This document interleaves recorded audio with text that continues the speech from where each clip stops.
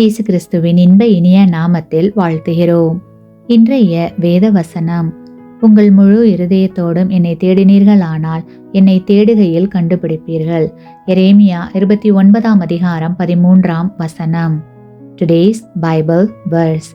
And you will seek me and find me when you search for me with all your heart. Jeremiah chapter 29 verse 13. ஆதாமும் ஏவாளும் விளக்கப்பட்ட கனியை புசித்து பாவத்திற்கு உட்படும் முன்னர் தேவனோடு முகமுகமாக பேசினார்கள். அவரை தங்களுடைய நண்பராக அனுபவித்தார்கள். என்றாலும் பாவத்திற்கு பின்பு தேவனை அந்நியராக பாவித்து ஒளிந்து கொண்டார்கள். பாவம் நம்மை தேவனிடமிருந்து பிரித்து விடுகிறது. மனிதனை இந்த நிலையிலேயே தேவன் விட்டுவிடவில்லை. மாறாக நம்முடைய ஆதி பெற்றோர்களை தேடிச் சென்றார். எவ்வளவு மேலான கரிசனை அந்த தேடுதல்!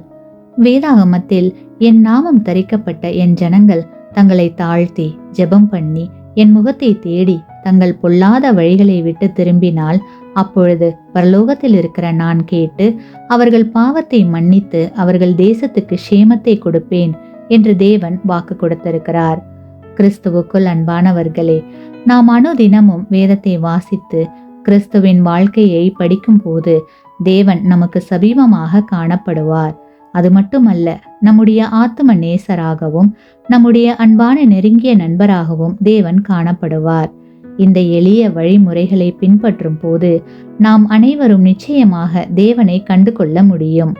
அனுபவபூர்வமாக கிறிஸ்துவின் மூலம் நாம் தேவனை கண்டடையலாம். ஆமேன்.